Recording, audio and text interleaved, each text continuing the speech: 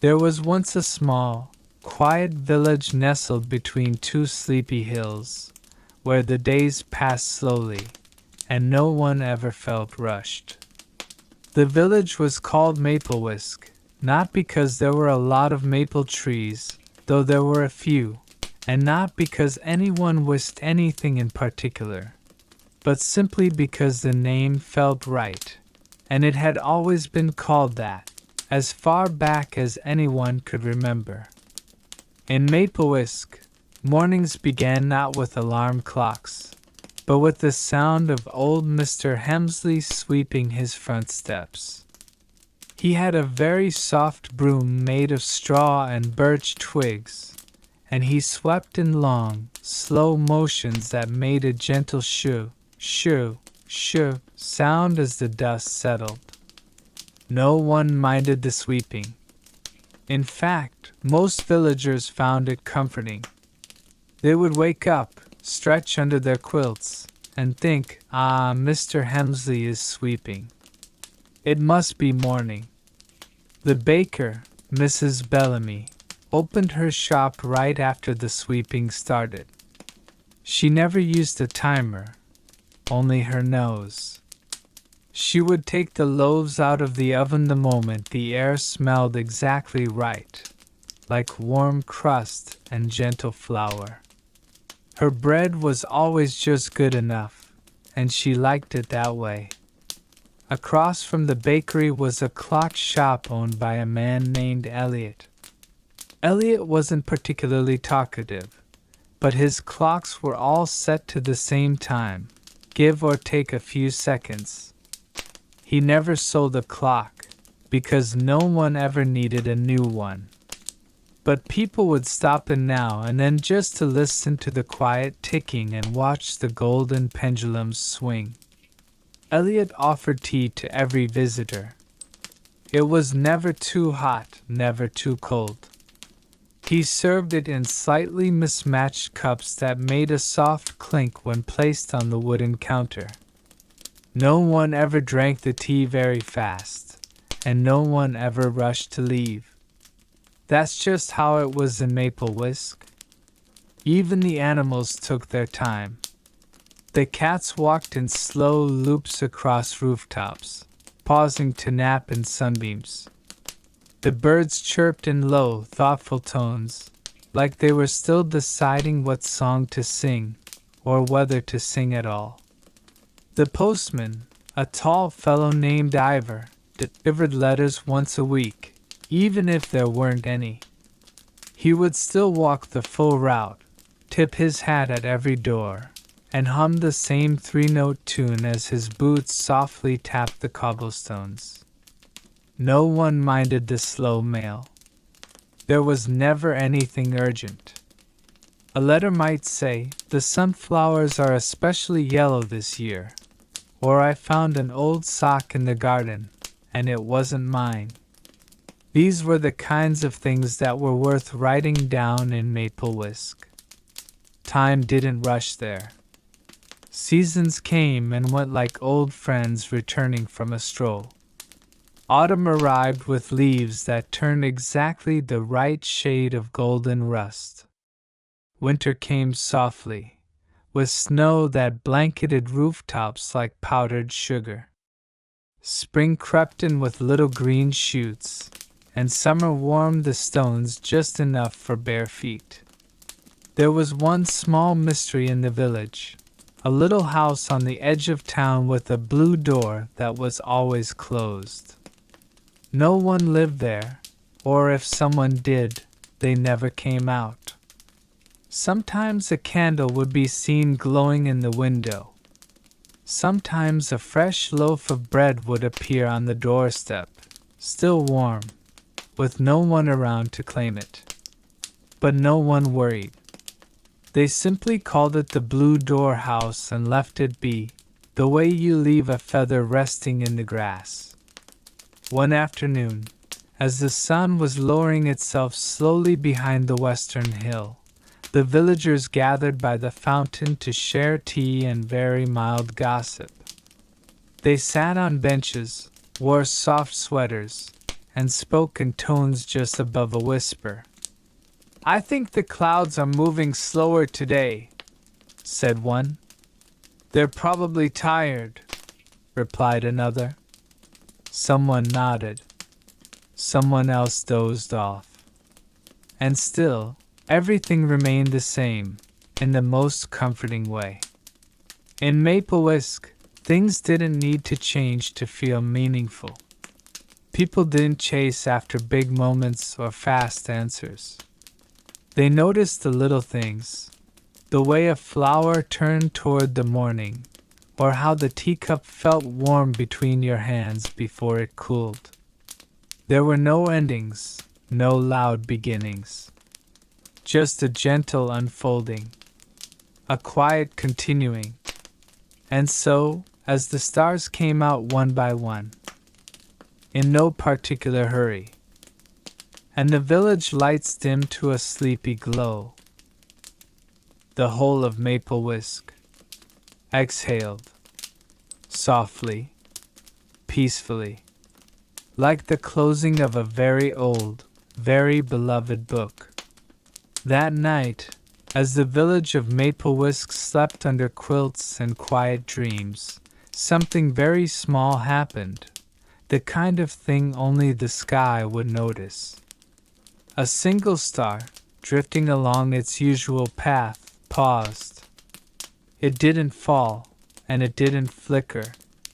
It just paused, like someone stopping mid-thought, or like a sigh that doesn't need to finish. No one in the village saw it, except for one, the old cat named Marlowe. Marlowe was not a particularly curious cat. He had lived through 19 winters and knew all the warmest windowsills. He didn't chase mice or climb too high. His main hobbies were blinking, sitting, and finding laps that stayed still.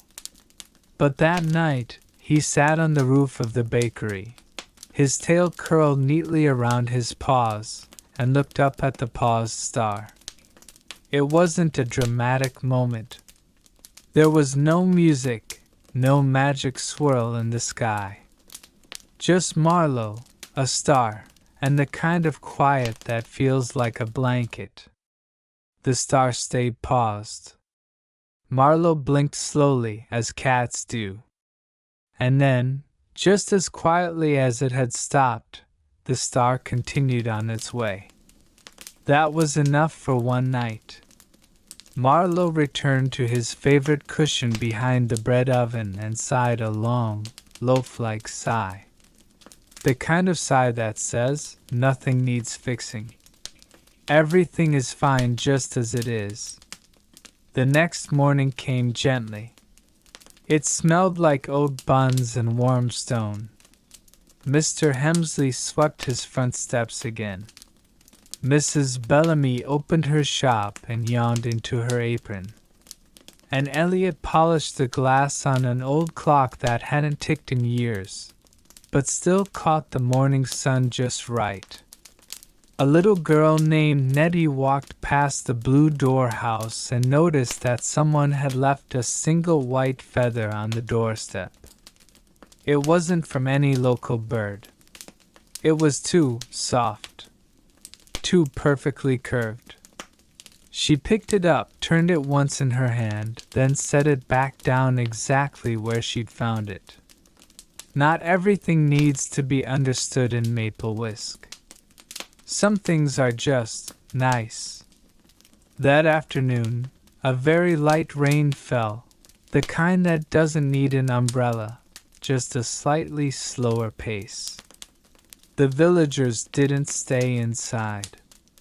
They simply walked a little closer to the walls of buildings, under wide-brimmed hats and hoods. The sound of the rain on cobblestones was like the softest applause. No one was in a hurry. No one needed to be anywhere but here. The clocks ticked. The tea steeped. The clouds drifted. And in the shop window of Elliot the clockmaker, a new sign appeared. It wasn't announcing anything urgent. It simply read, closed for thinking, open for listening. That night, the star paused again. Marlowe saw it. And this time, so did Elliot. He stood in his doorway, tea in hand, and watched it stay still for just a heartbeat longer than the night before. And then it went on again. No messages. No signs. Just a gentle pause, which, in a village like Maplewisk, was more than enough. In Maplewisk, time passed so politely that even the seasons waited their turn. And once a year, though no one knew exactly which day, a train would arrive. Not with a whistle or a rush. Not with steam or announcements. It would simply be there, resting like a thought that had just occurred. They called it the gentle line. It didn't have a schedule. It didn't have a destination printed on the side. In fact, it didn't even stop at the station, because there was no station. Only an old wooden bench beside a stretch of track, half covered in moss, surrounded by foxgloves and ferns. No one waited on the bench. No one needed to. And yet, every time the train arrived, and it always did, someone was already nearby. Perhaps watching the sky. Perhaps tying a shoelace. Or simply sitting, without knowing why. This particular year, the train arrived just as the first bluebells of spring peeked out of the grass. The air smelled of soft earth and warm rain. The clouds were drifting like forgetful sheep. And there, on the bench, sat Elliot the clockmaker. He hadn't planned to be there. He had simply been walking, then sitting, then waiting without realizing it. The train eased into view. It made no sound but a low, contented hum, like a kettle remembering how to sing. The doors opened with a sigh. No one stepped out. No one stepped in. Instead, something gentle happened.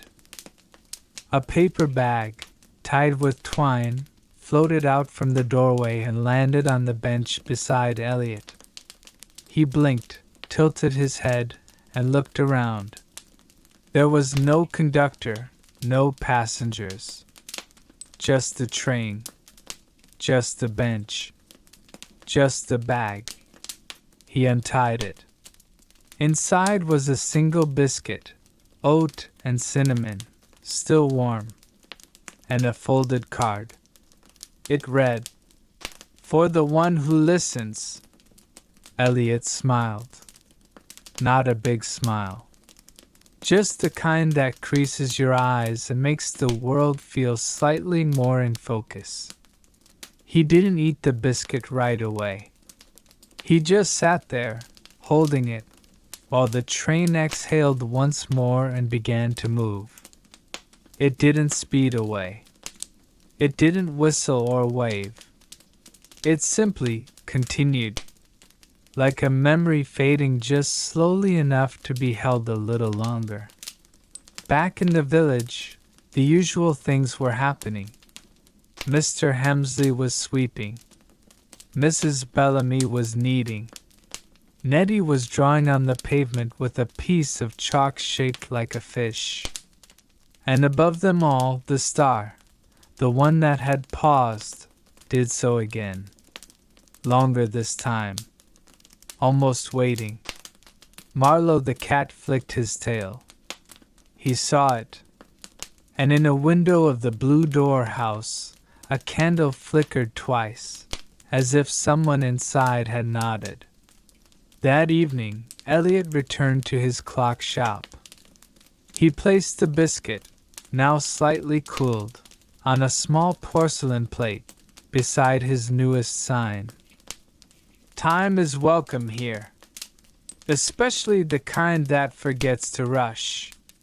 He added one more sign underneath, smaller, written in ink the color of the sky at dusk. Thank you for the biscuit. And so the village slept again.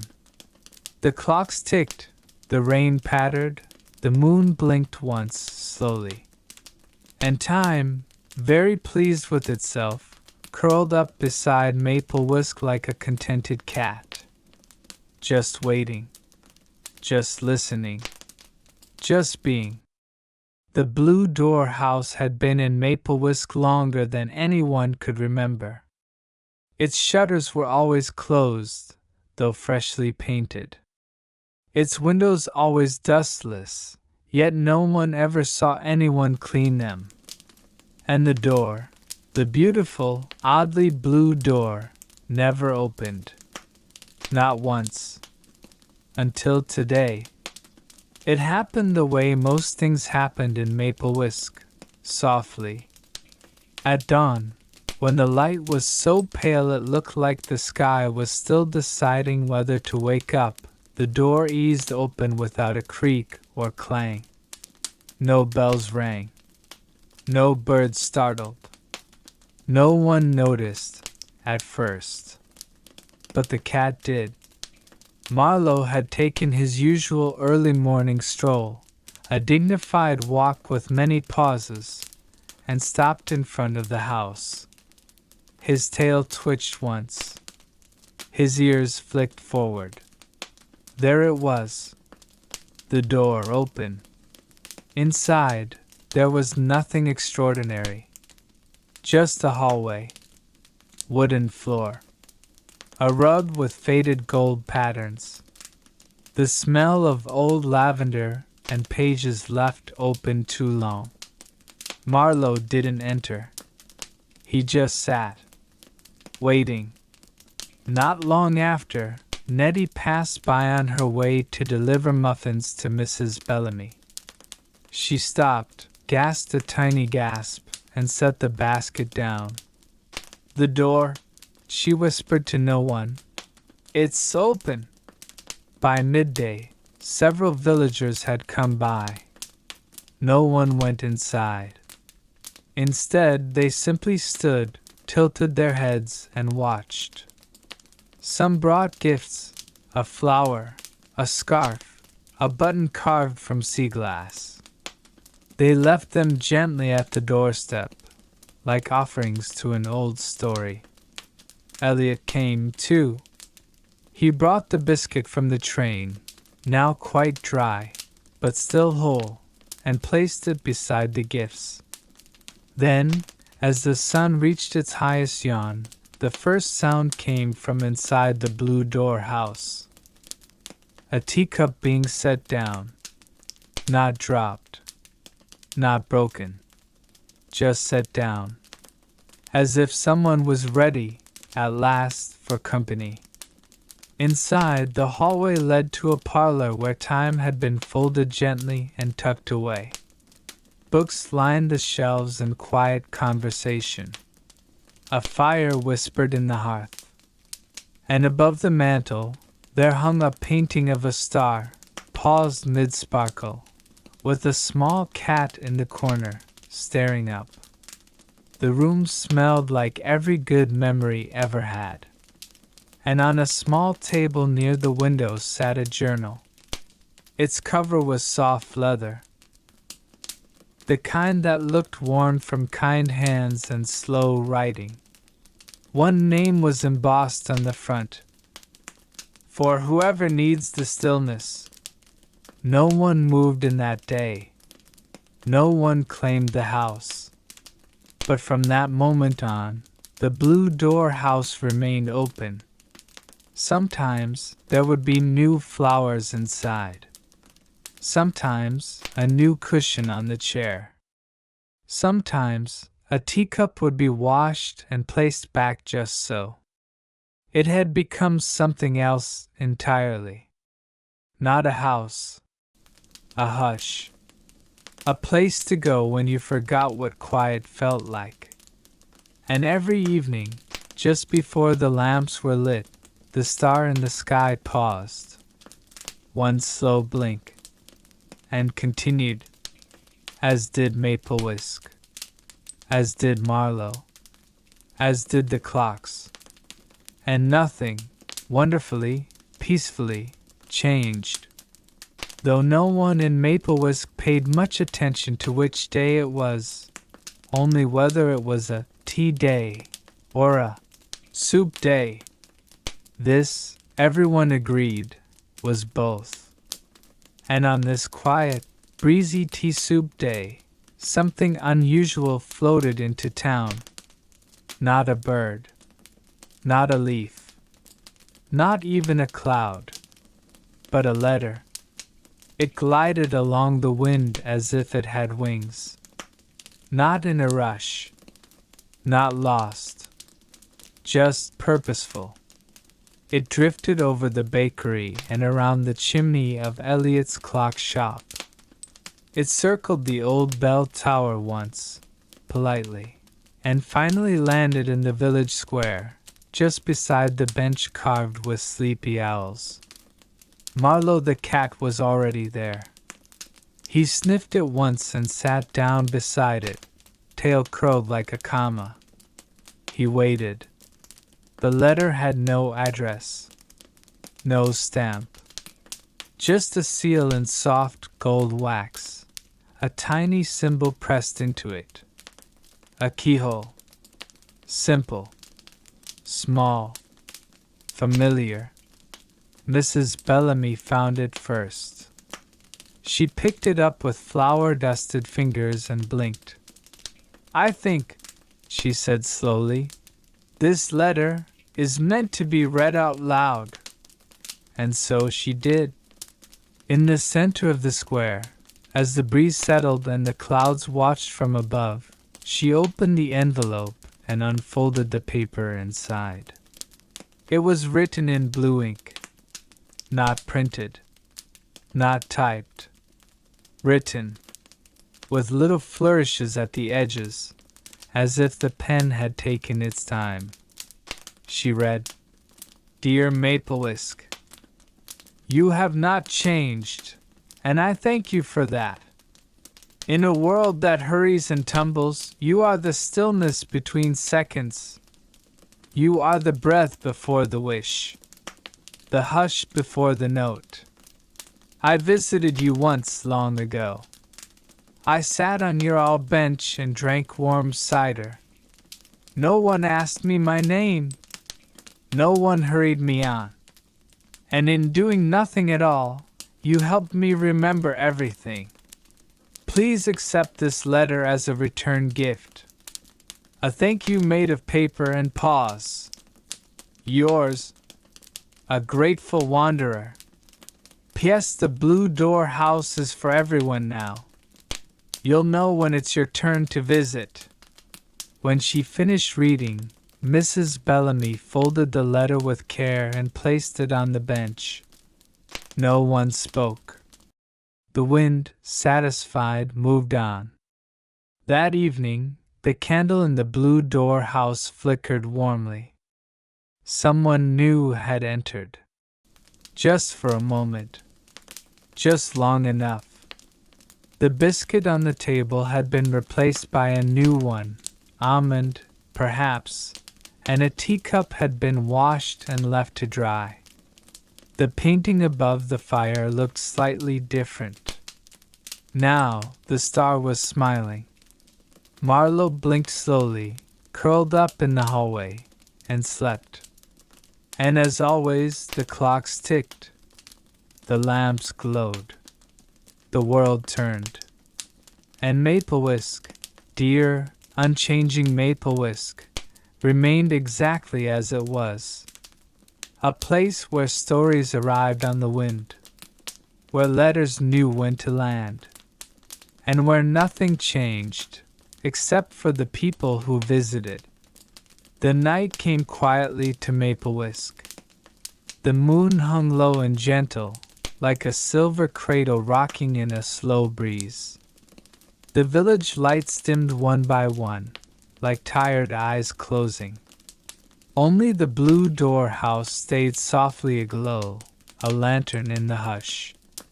But this night was different. Something was waiting. High above, the stars began to twinkle more brightly than usual. They shimmered in waves, pulsing like the heartbeat of the sky.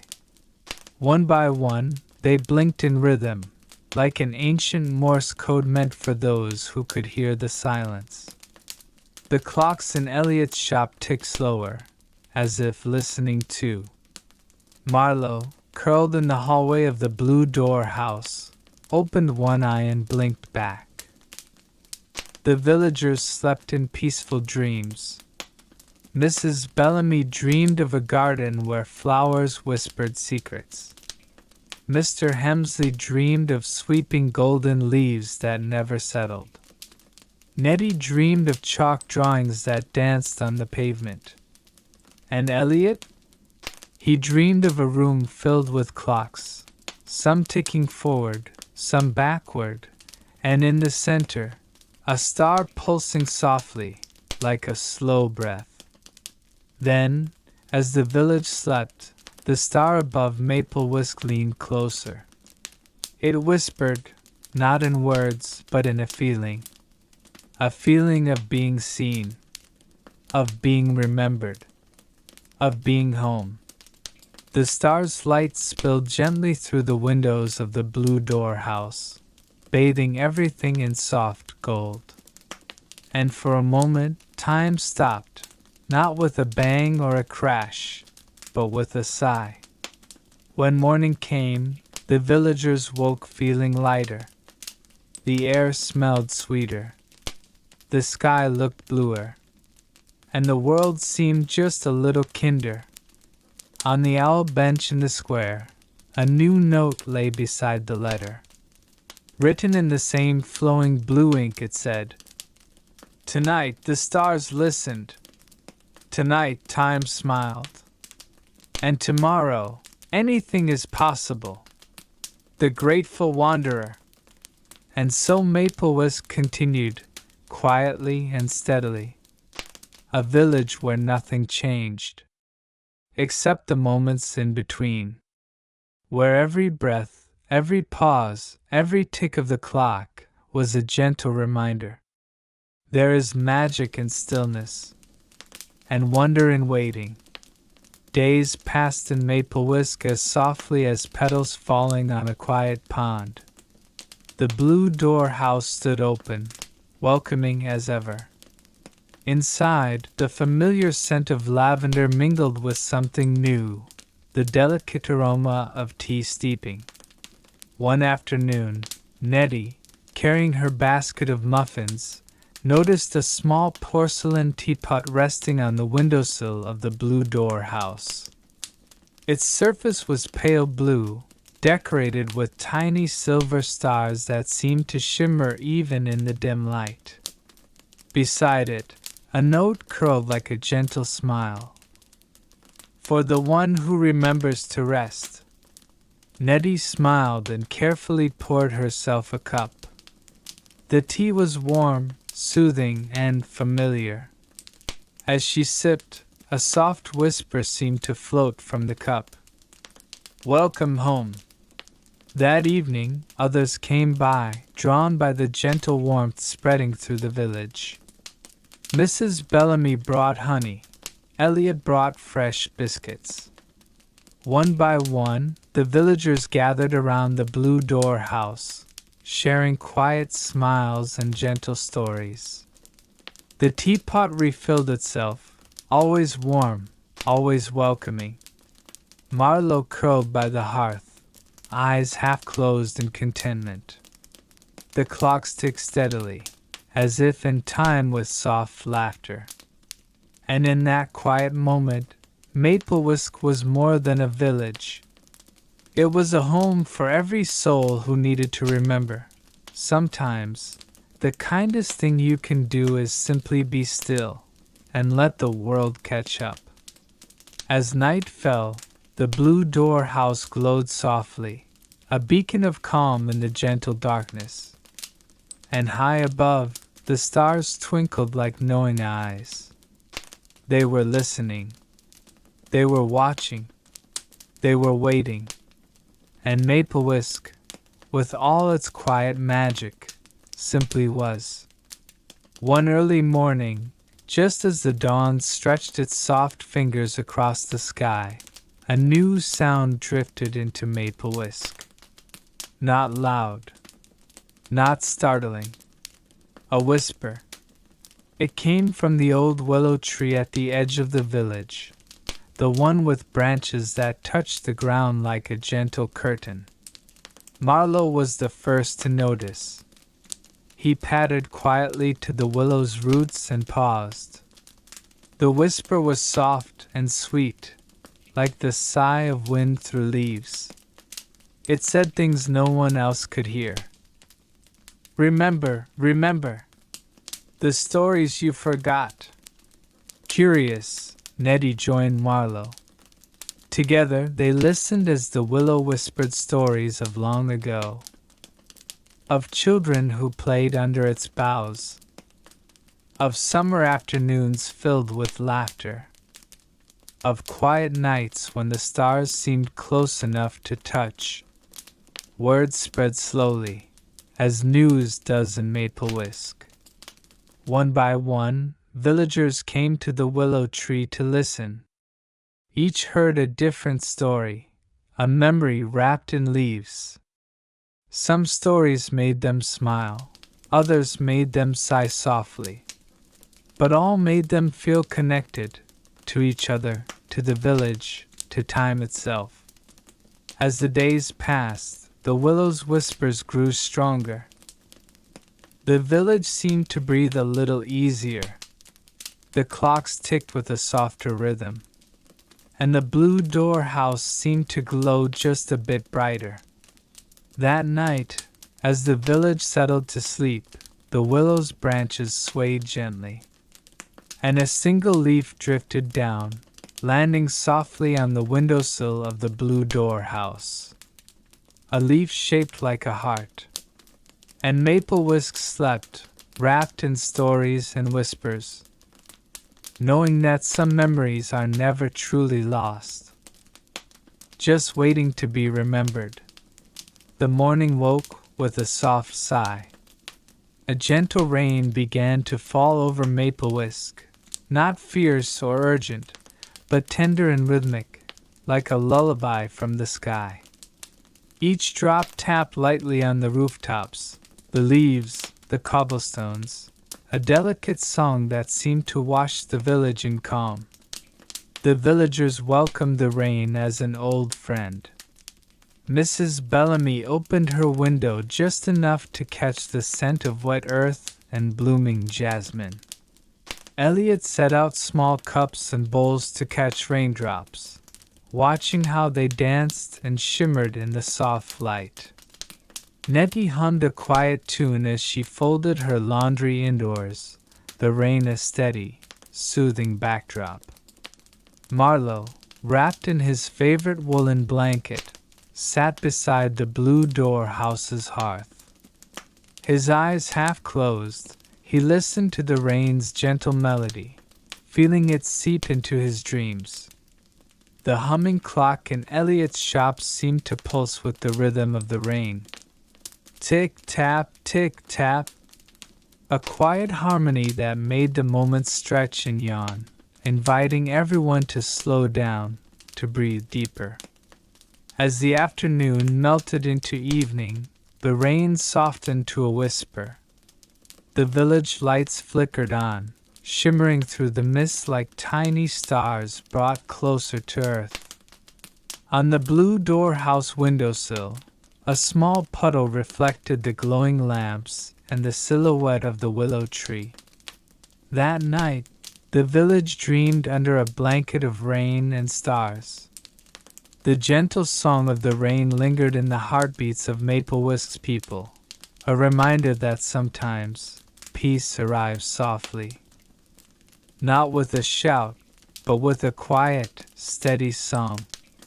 And Maple Whisk, where nothing changed, embraced the rain's lullaby. finding comfort in the gentle music of the world's slow dance. As twilight deepened into night, the village of Maplewisk settled under a sky awash with stars. A single lantern hung quietly outside the blue door house. Its glass was clear and clean, and inside flickered a small, steady flame, warm and welcoming. This lantern was special. It wasn't lit by electricity or gas.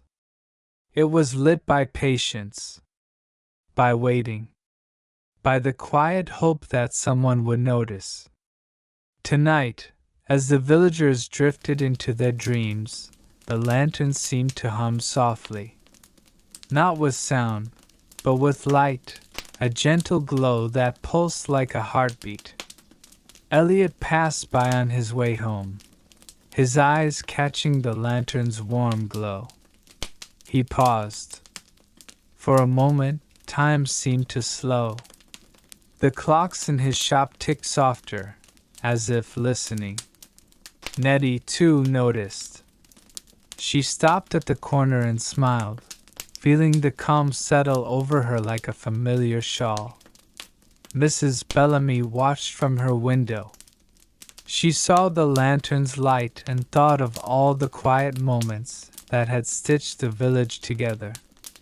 The lantern waited patiently through the night, and as dawn stretched its rosy fingers across the sky, the flame flickered once, then gently faded. But its light remained, in the hearts of those who had noticed, in the slow, steady beat of the village, in the soft ticking of the clocks that counted not just seconds but moments. And Maplewisk, where nothing changed, held its breath, ready for whatever quiet magic tomorrow might bring. At the far edge of the village, where the cobblestones gave way to soft earth and bramble, a small child named Lila found something curious beneath an old bench. It was a seashell, smooth, ivory white, with soft swirls carved by time and tide. There hadn't been a sea near Maplewisk in anyone's memory, and yet the shell lay there as if it had always belonged. Lila picked it up carefully, cupping it in both hands. It was warm from the sun and light as a whisper. When she held it to her ear, expecting the ocean's roar, she instead heard something different. A voice, soft and gentle, like wind through linen. It said, "Tell me something quiet." Lila blinked. Then, shyly, she whispered, "I miss my grandma's stories." The shell warmed in her hand. A moment passed, and then she heard a reply, not words exactly, but the rhythm of a rocking chair, the scent of cinnamon, the hush of bedtime, the feeling of being safe. Lila smiled. She brought the shell to the blue door house, where Mrs. Bellamy held it next. She whispered, "Sometimes I wish time moved slower." And the shell answered with the sound of a spoon stirring tea, and the slow creak of an old clock's pendulum, swinging in rhythm with a gentle heart. One by one, the villagers passed the shell. Each whispered something they'd never said aloud, and each time, the shell offered no judgment, only memory and feeling, soft as the space between heartbeats. Marlowe curled beside it, his ears twitching as he listened. He didn't whisper a word. He didn't need to. The shell simply glowed faintly, as if it already knew. That evening, the shell was placed gently on the windowsill of the blue door house. It didn't speak again. But every so often, when the wind was still and the stars held their breath, you could almost hear it sigh. In Maplewisk, where nothing changed, Sometimes the quietest things held the loudest truths.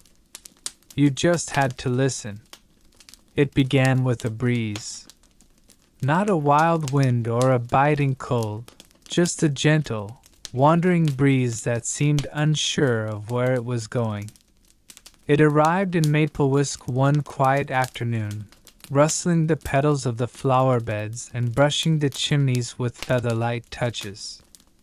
It moved like someone pacing softly through a room, not looking for anything in particular, just staying. Elliot noticed it first when the pages of his notebook turned on their own, as if the wind was curious about what he'd written. He chuckled. "Looking for a story, are you?" The wind circled once, lifting the scent of ink and old paper into the air. Nettie felt it when she hung her laundry, and a sheet floated gently for a moment before settling perfectly on the line. "Thank you," she whispered. The wind answered by tousling her hair, then settling again. Even Marlowe noticed. He'd been sleeping under the willow tree, and the breeze wrapped around him like a lullaby, cool and soft. He stretched once, then curled back into sleep. The villagers began calling it the kind wind. It opened doors just before someone reached them. It gently swayed rocking chairs even when no one sat in them. It made wind chimes hum tunes no one had taught them. It never rushed. It never howled. It simply stayed. Some said the wind was looking for a home. Some believed it had once been someone who had wandered too far, and now it wandered still, kindly, quietly. But no one minded. They welcomed the wind like an old friend. That night, as the stars settled in like scattered dreams above Maple Whisk, the wind circled the blue door house once, then stayed by the window, sighing gently as if it, too, was finally ready to rest. In the village where nothing changed, even the wind had its place. A breeze, after all, is just a traveler who found somewhere worth pausing. It arrived without a sound. A single white feather. Soft. Clean. Still.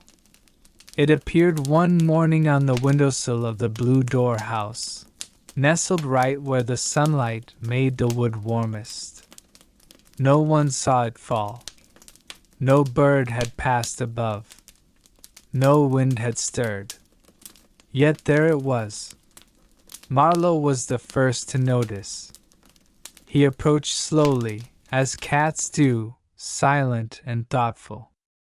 He sniffed the feather once, then sat beside it, tail curled, eyes half closed in the sun. He did not paw at it. He only kept it company.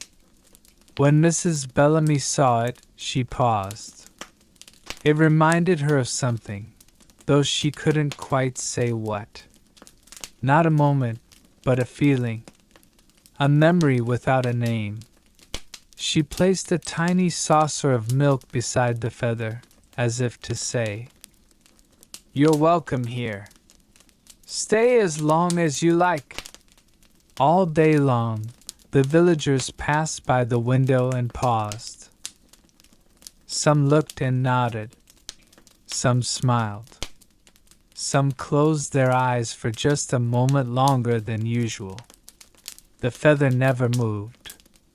As evening rolled over the rooftops like a soft quilt, Elliot brought out a small glass bell jar. He gently placed it over the feather. Not to trap it, just to protect it from the breeze, from the night, from time. And under that bell jar, on the windowsill of the Blue Door house, the feather remained. A simple thing, a quiet thing. But to the people of Maple Whisk, it became a kind of compass. A reminder that not all gifts come with explanation. that some arrivals are meant to be felt, not understood. In the village where nothing changed, the feather never faded. It stayed, day after day, like a whisper that never needed to be spoken aloud. It was morning in Maple Whisk, the kind of morning where the sky was the color of warm milk, and the clouds wandered slowly, as if they, too, were still waking up. Everything was just as it had always been. The clocks ticked, the tea steeped, the cat stretched, and no one rushed. The blue door house stood quietly at the heart of the village. Its windows fogged gently from the steam of the kettle inside. The feather still sat beneath its glass dome. The shell still lay beside the window, now just a shell, or maybe not. And the key, the one from long ago, rested on its little dish like a thought not yet spoken. Mrs. Bellamy opened the door to let in the morning air. It greeted her like a polite old friend. She stood there for a while, not expecting anything. That's how things were here. You didn't need surprises. Just peace. Across the lane, Elliot dusted the same row of books he dusted every Sunday. He whistled a tune with no name, just a handful of notes that made the light in the shop feel a little warmer. Nettie poured tea into a cup she always used when the sky looked this way. She didn't stir it. She didn't need to. The wind circled the village once. A soft spiral that rattled nothing and hurried no one. It lingered a moment at the blue door house, then drifted upward, where the sky opened like a page. Nothing had changed. No great event occurred. No stranger arrived. No mystery was solved or deep truth uncovered. But hearts beat softer. Smiles lasted longer. And time, old patient time, seemed to nod in approval. And so, the village where nothing changed kept on being exactly what it was. A place that didn't need to rush. A place where quiet meant welcome. A place where stillness was full of life. And somewhere, in the space between a tick and a tock, the clocks smiled. Because they knew. Not every story needs an ending. Some just need to keep going. Gently. Softly. Forever. The morning after the day, everything was the same. Nothing changed again. And yet, in the corner of the blue door house, there was a drawer. It wasn't locked. It wasn't forgotten. Just never opened. Not for years. It had become part of the room, like a shadow beneath the furniture, or the soft spot in the rug where Mrs. Bellamy's feet always paused. But that morning, without a thought or reason, she opened it. No fanfare. No music or mystery. Just the soft sigh of wood sliding over wood. Inside, a notebook, wrapped in blue linen, smelling faintly of lavender and thyme. She didn't remember putting it there. Or maybe she did, the way one remembers a name just before sleep. She lifted it gently and opened to the first page. The writing was her own, but younger. Smoother, rounder. The way ink curls when written beside candlelight. If you're reading this, the clocks have already told you. And if the clocks have told you, then you are ready. She smiled. Not surprised. Not even curious. Just quiet. The pages weren't stories.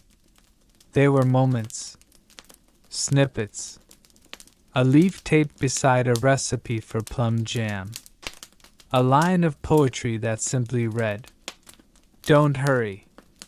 The stars aren't going anywhere." A drawing of Elliot, hunched over a stack of books, whistling. A pressed flower from the meadow that used to grow beside the bakery. She turned the pages slowly. Each one held something that hadn't happened for a long time, but had never quite gone away either. And then, in the center of the notebook, an envelope. It was addressed in careful script. To be opened when nothing changes. She smiled again. Carefully opened it. Inside, a single phrase. "This is when everything begins."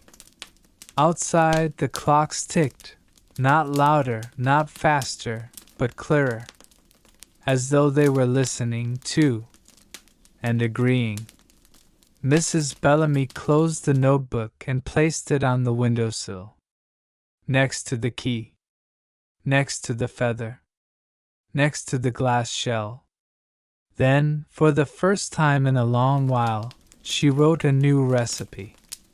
It had no ingredients, no measurements, only a title, "For the next morning."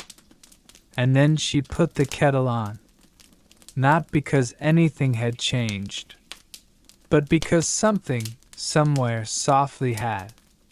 That night, when the village had settled into its usual hush, when the sky pressed down like a soft quilt, and the teacups had cooled beside half-finished thoughts, something subtle happened.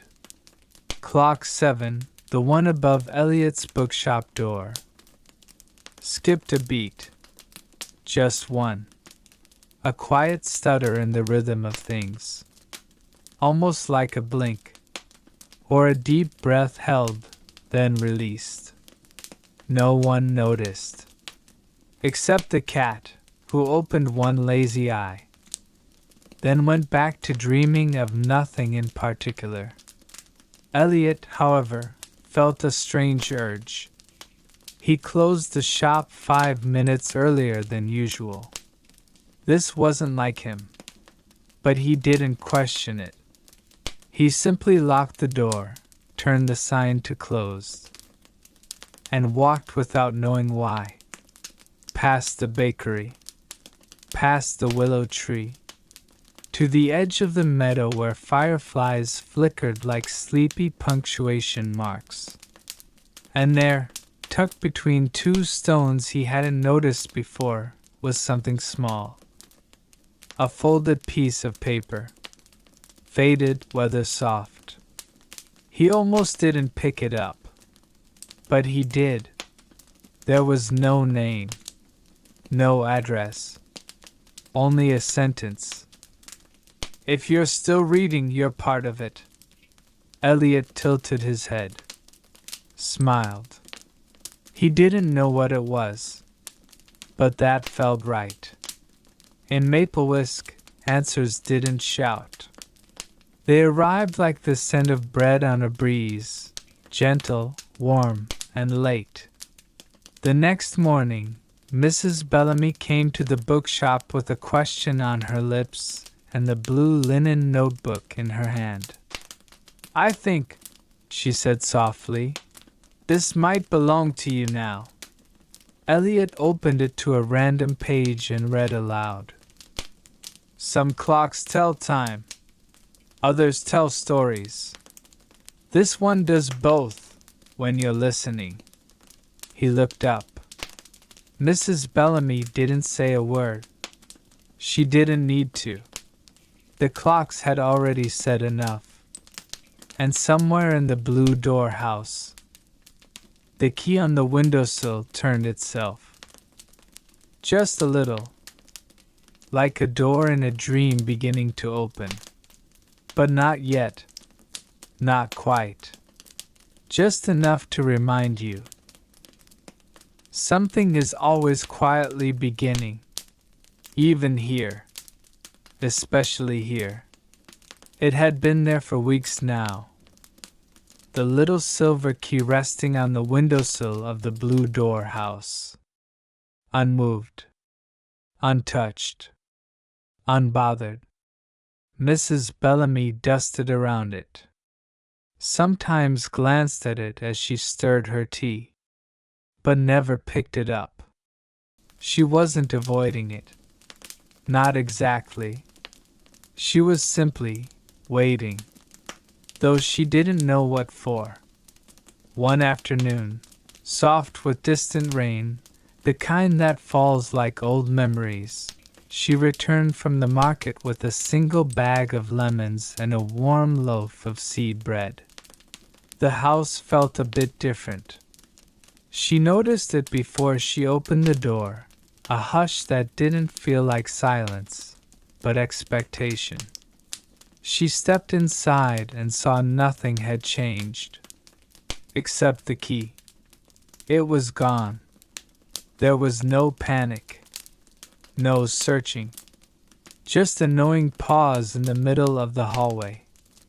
Mrs. Bellamy placed the bread on the counter, did not remove her coat, and followed the quiet through the sitting room, past the narrow staircase, to the little door under the eaves, the one that hadn't opened in years, the one everyone assumed led nowhere, just old brooms and winter coats long out of fashion. But today, it stood ajar.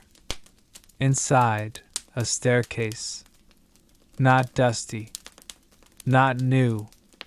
Simply waiting. She didn't hesitate. Down she went, each step soft beneath her feet, though she didn't remember the stairs ever being built.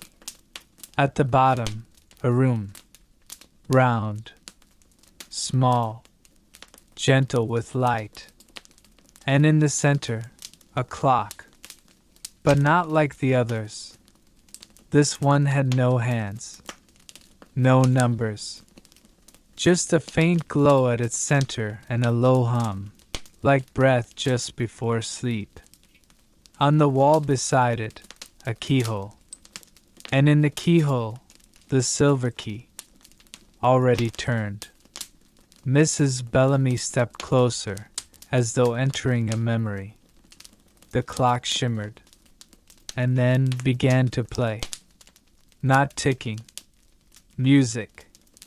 Low and tender. A lullaby for grown-ups who had forgotten they once believed in magic. She sat down, closed her eyes, and the music spoke in its own way. Some clocks don't tell time. Some remind you that time is not the only thing that passes. Upstairs, the kettle began to whistle. Outside, a breeze lifted the curtains just a little. And far away, in a drawer, a book, a coat pocket, a child's dream. Other keys quietly turned. Because when something truly changes in Maple Whisk, it never happens loudly. Only ever, truly. That night, the rain deepened. Not in strength, just in sound.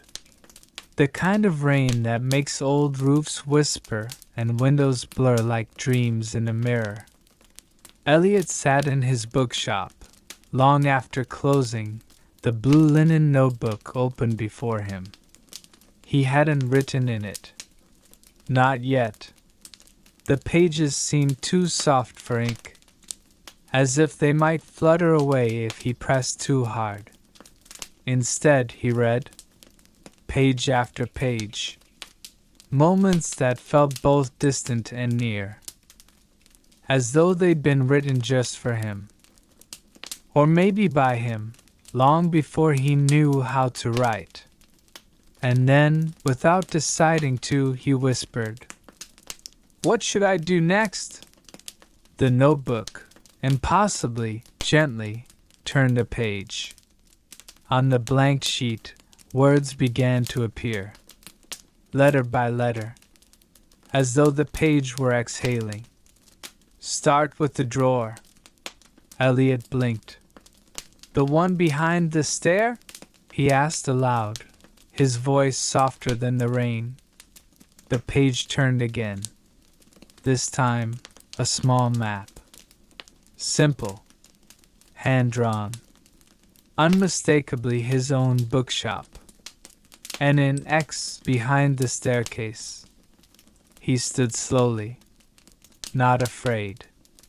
Just wrapped in the kind of quiet that follows understanding. He found the drawer.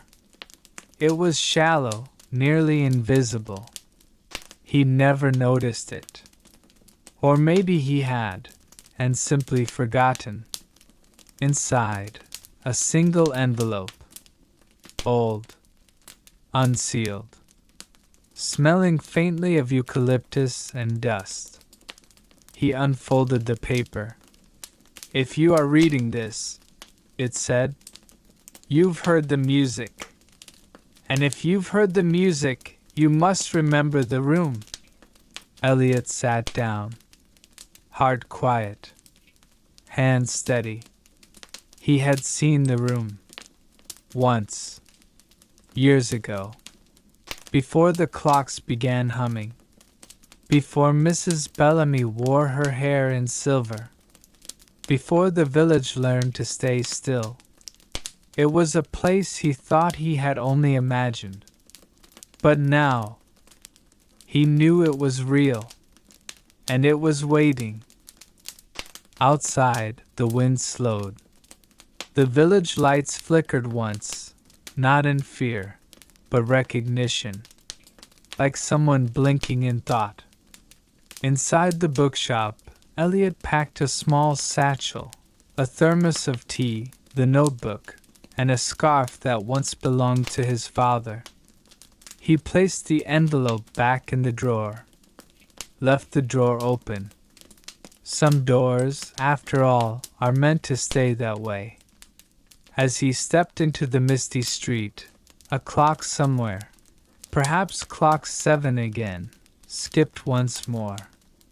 A quiet beat, like a beginning, or a memory, or both. Elliot stepped softly into the mist, the air cool and sweet with the scent of wet earth and distant pine. The village was quiet, but not silent. The soft drip of rain from leaves, the gentle creak of branches swaying in the breeze, and somewhere faintly, the subtle ticking of clocks, as if time itself was breathing slow and steady. His feet knew the way better than his mind. Past the bakery's warm glow, beneath the ancient willow whose branches whispered secrets, and toward the narrow alley between the post office and the old tailor's shop. Here, the street lamps cast pools of golden light, cutting through the fog like lanterns in a dream. At the alley's end stood the small door beneath the eaves, the one Mrs. Bellamy had found ajar. Elliot reached out, fingers brushing the worn wood, feeling the smoothness of years pressed into its grain. He hesitated for a heartbeat, then pushed. The door opened without sound, revealing the staircase winding downward in shadows, lined with faintly glowing lanterns. The light was warm, inviting, like a thread pulling him gently into another world. Step by step he descended. The air grew cooler, but never cold. The scent shifted, a delicate blend of lavender and old paper, a memory of quiet afternoons in sunlit rooms. At the bottom, the round chamber appeared, bathed in soft light from the glowing clock at its center. The hum was steady now, like a heartbeat beneath the surface of the world. Elliot approached, the silence around him filled with possibility. He reached out and placed his hand on the clock's smooth surface. For a moment, nothing happened. Then a ripple. Not in time, but in feeling. A gentle wave, like the turning of a page, washing over him. And suddenly, the room was no longer empty. Around the clock, shadows began to dance, not dark and frightening, but alive with stories. Faces from memory and imagination alike flickered in the glow. Children playing in fields, old friends laughing beside fires, moments of joy and sorrow, beginnings and endings woven together like threads in a tapestry. Elliot watched, breath held, heart steady. The clock without hands did not count seconds. It held moments. And in its quiet music he understood. Time was not a line, but a circle. An endless story where everything was the same.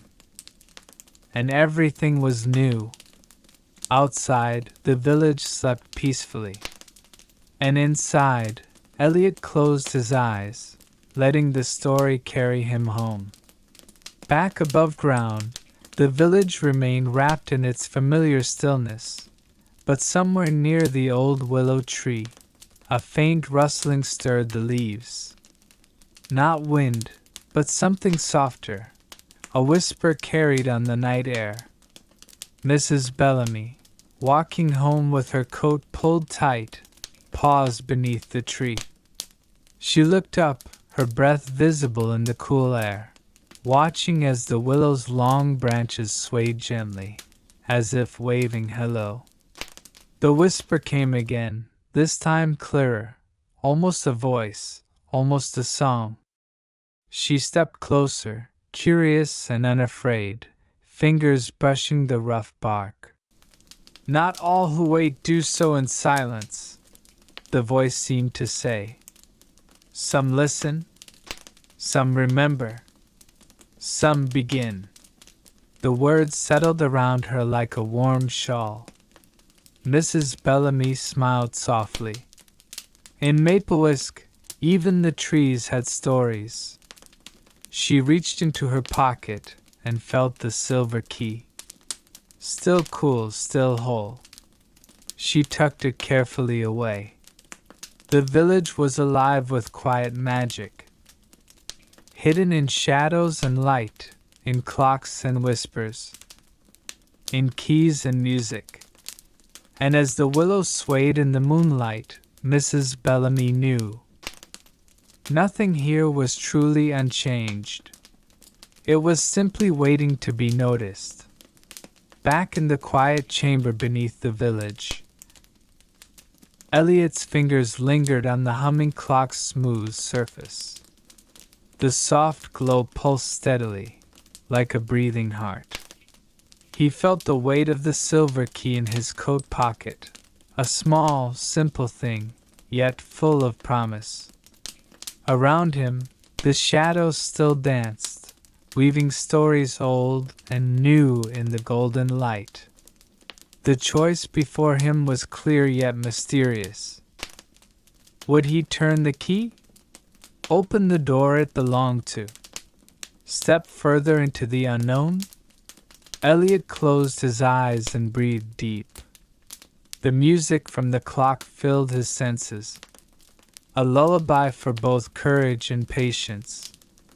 Slowly, deliberately, he reached into his pocket and pulled out the key. The moment stretched, time folding in on itself like a whispered secret. Then, with steady hands, he approached the wall opposite the clock. There, barely visible in the glow, was a small keyhole. Elliot paused. The air around him was thick with expectation. He slid the silver key in. It fit perfectly. With a soft click, the wall shimmered, like a veil lifting. Beyond was a narrow passage bathed in soft, inviting light. Elliot took a step forward. The village waited quietly. The clocks ticking on, marking not just seconds, but the unfolding of a new story.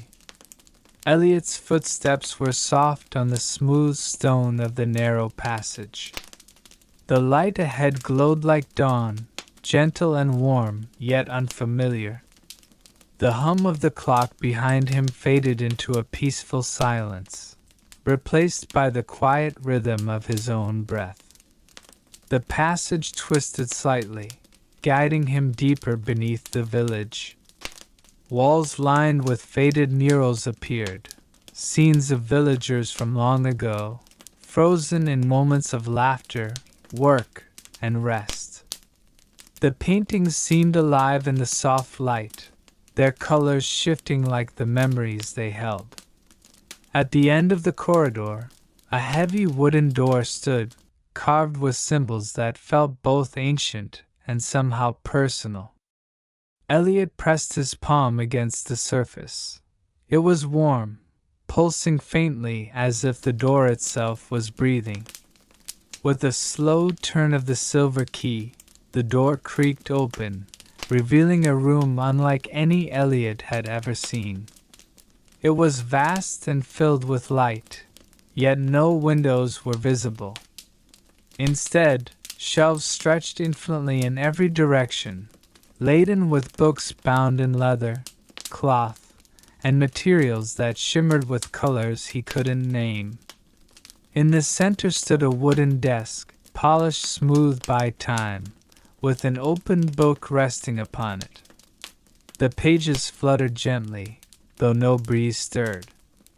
Drawn forward, Elliot approached and saw the words written in ink that seemed to glow softly.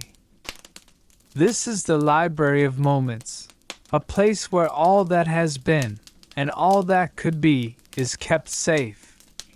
Choose a book, and see a life, a choice, a path." He reached out, fingertips brushing the spine of a nearby volume. The moment he touched it, the pages opened to reveal a story, one not his own, but strangely familiar, like a half-forgotten dream. Outside, the village clocks chimed in quiet harmony, their ticking weaving the fabric of time together. A gentle reminder that every moment, even those unseen, was part of the whole. Elliot smiled, the weight of years and possibilities settling softly in his chest. Here, in the stillness beneath the village, the stories never ended. They only waited. Elliot's eyes scanned the glowing pages of the open book before him. The script shimmered softly, shifting as if alive, telling a tale of someone whose name he did not know, yet whose story felt woven into the fabric of the village itself. The story was about dreams once forgotten, tucked away in the corners of hearts too busy with daily life.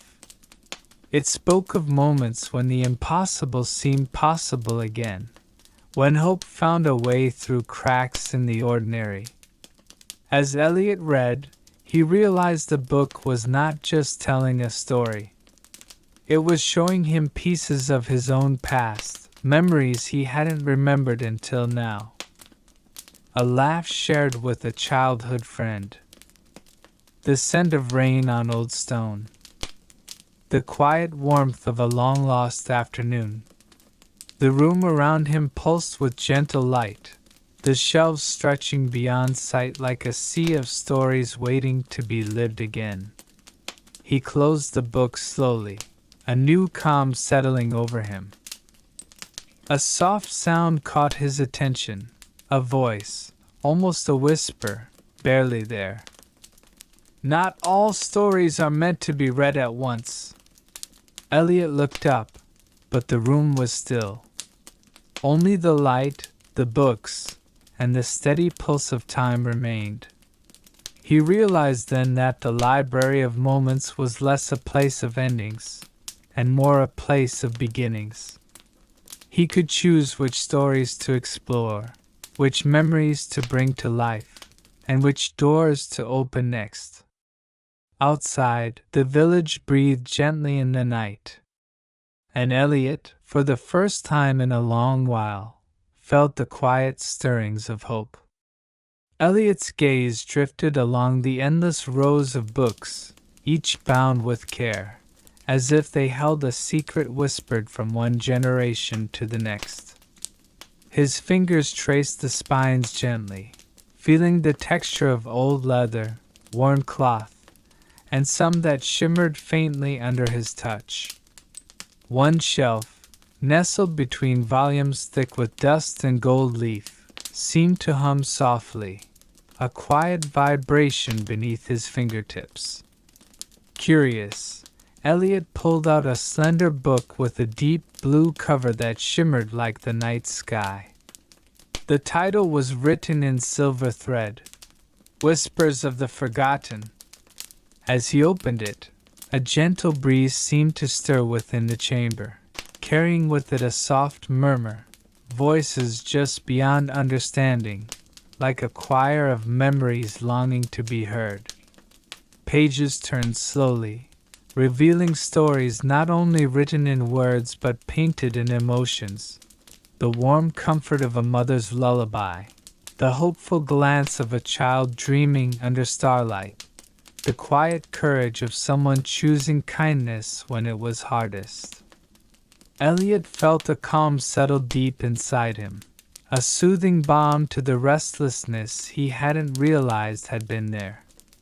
The whispering voices grew clearer, yet never overwhelming, like a gentle tide washing over the shore, steady and reassuring.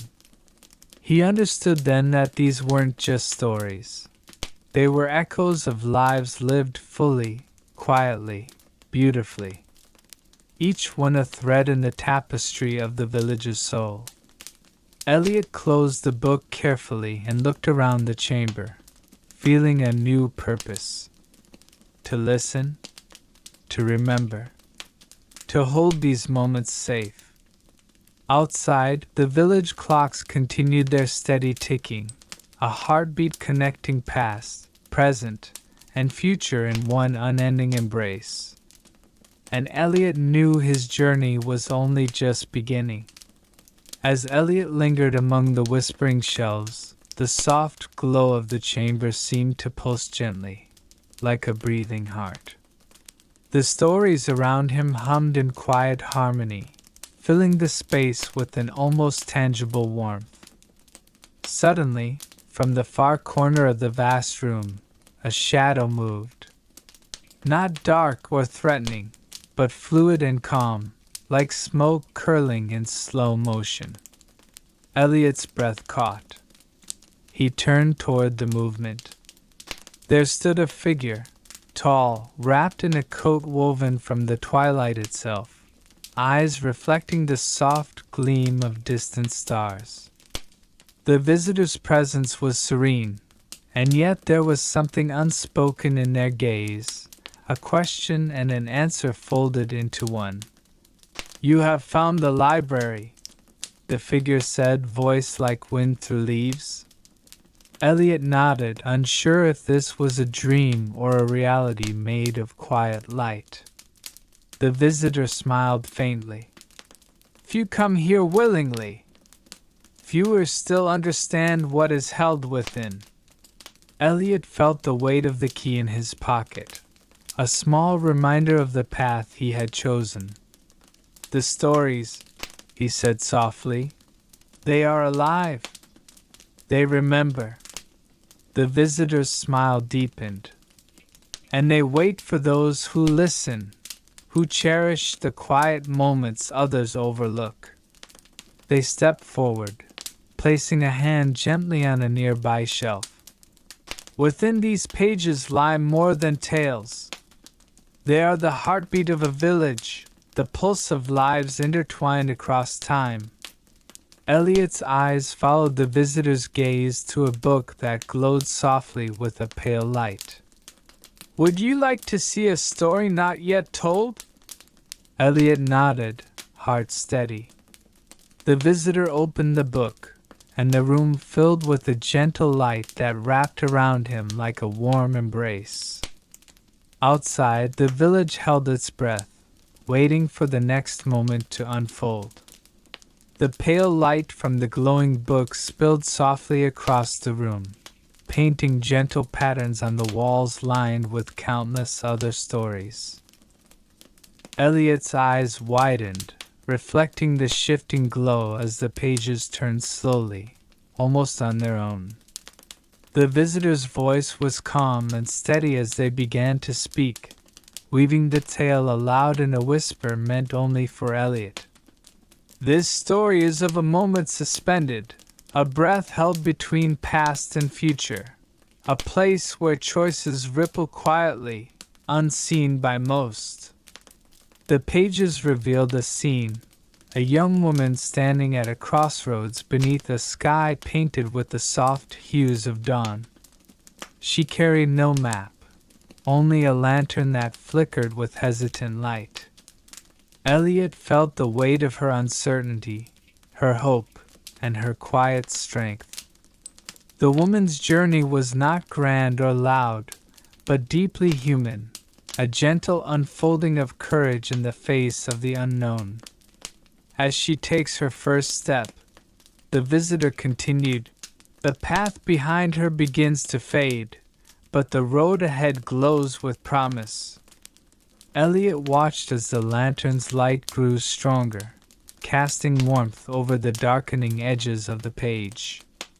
The story was not just about travel or change. It was about embracing the quiet moments that shape us, the unseen decisions that define who we are. The visitor's eyes met Elliot's. This story, like many here, is waiting to be carried forward, not by grand gestures, but by the simple act of remembering. Elliot felt a gentle peace settle inside him, as if the story had wrapped itself around his heart. Outside, the village clocks continued their steady ticking, marking time, yes, but also the countless small moments that, together, form a lifetime. The visitor closed the book softly, the glow fading to a warm ember. Are you ready to choose your story? Elliot nodded slowly. The path forward was quiet, mysterious, and filled with endless possibility. Elliot stood quietly, the warmth from the fading glow still lingering in the air around him. The visitor's calm presence felt like a gentle anchor in the sea of infinite possibilities. You see, the visitor said softly, this library holds more than memories. It holds choices, moments that shape not just the past, but the future. Elliot glanced at the endless shelves, each book a universe waiting to be explored. What if I choose a story? Elliot asked. That changes everything? What if it's not meant for me? The visitor smiled, eyes reflecting the soft light. Every story here waits for the right heart to carry it forward. The question is not what will change, but how you will change with it. Elliot took a slow breath, feeling the silver key pulse gently in his pocket. He reached out and selected a book bound in deep green leather, its edges worn but inviting. The moment he opened it, the room filled with the scent of earth after rain and the soft murmur of leaves in a quiet forest. The pages revealed the tale of a man who learned to listen, truly listen, to the world around him. Not just the ticking of clocks, but the stories carried by the wind, the whispers of forgotten places, and the silent songs of stars. As Elliot read, he felt himself becoming part of the story, the quiet rhythm of life settling deeply within him. The visitor's voice was a calm thread weaving through the moment. To live is to listen, to remember, and sometimes to step quietly into the spaces where time seems to stand still. Elliot closed the book, feeling the gentle weight of understanding settle in his chest. Outside, The village continued its steady, unchanging beat, but inside, something new was beginning to bloom. A story not just remembered but lived. Elliot stepped away from the glowing shelves, the book still warm in his hands. The quiet hum of the library wrapped around him like a familiar song, gentle and unhurried. The visitor's presence lingered nearby, silent, watching, waiting. He wondered what lay beyond these walls, beyond the soft glow of stories and the steady heartbeat of time kept by the village clocks. With careful steps, Elliot moved toward the heavy oak door that led outside. The air beyond felt different, cooler but no less alive.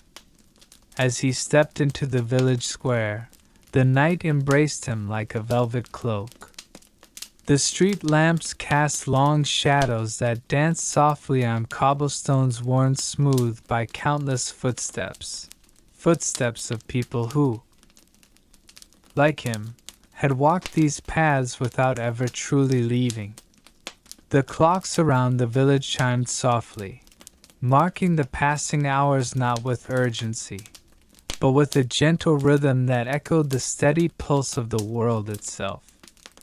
Elliot's eyes drifted to the windows of the houses, some dark, some glowing faintly, each a silent witness to stories lived and stories yet to come. He felt a quiet peace settle over him, a sense of belonging that was less about change and more about presence. The village, unchanged and eternal, held its breath in the stillness. And Elliot knew that within this timeless place, every moment, no matter how small, was a story waiting to be told. He looked back once more at the glowing library door, now closed but not locked. The key in his pocket felt heavier with possibility. And as the village clock struck the hour, Elliot smiled softly. Because in a place where nothing changed, everything was still possible. Elliot walked slowly through the village, the cobblestones cool beneath his feet. The night was crisp but gentle, carrying the faint scent of wood smoke and blooming jasmine from nearby gardens. Above, the stars blinked softly, steady and patient as if watching over the world without hurry. He passed familiar doorways, their windows glowing faintly with warm light. Inside, the villagers went about their evening routines, some reading by lamplight, others whispering softly, their voices blending into the gentle hum of the night. Elliot's thoughts drifted, carried by the calm rhythm of the village. Here, nothing changed on the surface, yet beneath that stillness flowed the currents of countless unseen moments. Memories that shimmered like fireflies, moments of quiet joy and small kindnesses that built the village's heart. He reached the edge of the square where the old stone fountain stood, its water murmuring softly in the night air. He sat on the worn bench beside it, feeling the steady pulse of the village's time around him. In the silence, Elliot felt connected to the people, to the stories, and to the invisible threads that wove everything together. The key in his pocket was a reminder, but also a promise, that some doors opened only when the time was right, and sometimes, waiting was its own kind of journey. The village clocks chimed once more, slow and measured. Elliot closed his eyes, breathing in the peaceful night. In this place where nothing changed, he realized the greatest stories were those lived quietly, in moments just like this. And for now, that was enough. As Elliot sat by the fountain, the soft ripple of water mingled with a faint whisper carried on the breeze. It was a voice not quite audible, more like the rustling of leaves or the sigh of the evening air. He opened his eyes and glanced around, but the village remained still and calm. The whisper returned, clearer now, as if calling to him through the silence. Elliot stood, his footsteps light on the cobblestones, and followed the sound toward the old oak tree at the edge of the village green. Its branches stretched wide and ancient, silhouetted against the stars. Beneath the tree, the wind seemed to hold a secret. Elliot reached out, brushing his fingers against the rough bark, feeling the life that pulsed within. The whisper grew into words, soft yet filled with meaning. Every moment remembered, every choice held, shapes the unseen threads. Elliot thought of the stories he had read, the key resting in his pocket, and the visitor who had come without knocking. Here, in the quiet heart of the village, he realized the past and future were not separate, but intertwined in an endless dance, a tapestry woven by those who listened and those who waited. He took a deep breath, the cool night filling his lungs, and smiled softly. The village might never change outwardly, but within its stillness flowed the endless pulse of possibility. And Elliot, with his quiet courage and patient heart, was now a part of its story, a story that would live on, whispered on the wind, long after the clocks had stopped ticking. Elliot lingered beneath the ancient oak, the whisper of the wind fading into a serene silence. His mind wandered to the visitor, the one who had arrived without knocking, who carried a key that felt alive in his pocket. Who were they? Why had they come? As if sensing his thoughts, a faint glow appeared near the base of the tree, a soft, shimmering light, neither cold nor hot, but warm like a quiet ember. The visitor's voice echoed gently in Elliot's mind, calm and clear as a distant melody. "Not all doors open with haste," the voice said. "Some require patience, understanding, and the willingness to see beyond the surface." Elliot closed his eyes, feeling the weight of those words settle deep within him. He thought about the clocks, the ticking, the humming, the ones that remembered and those that reminded. Time was not just measured in seconds here, but in stories and moments held quietly, patiently. The visitor had said, "You'll know when." Now, Elliot understood that knowing was not about certainty, but about readiness. He was ready to listen, ready to wait, ready to become part of something larger than himself, a story woven through time, waiting for the right moment to unfold. The key in his pocket pulsed softly, a steady heartbeat in the stillness of the night. And as the village clocks chimed once again, Elliot smiled, feeling the quiet promise of what was yet to come. Days drifted by in their usual rhythm, the slow, comforting pulse of the village undisturbed by haste or change. Elliot found himself drawn again and again to the library's door, the key resting heavy in his pocket as if urging him forward. Yet he did not rush. Instead, he embraced the stillness, allowing the quiet to settle over him like a gentle fog. One evening, as the sun dipped low and painted the sky in soft oranges and pinks, a faint light flickered from within the library's windows. Not the warm glow of lanterns, but something subtler, like a secret waiting to be shared. Elliot approached, heart steady, senses alert. The door, once firmly closed, was now slightly ajar. No sound came from inside, only the subtle hum of the clocks, their steady ticking a metronome to the silence.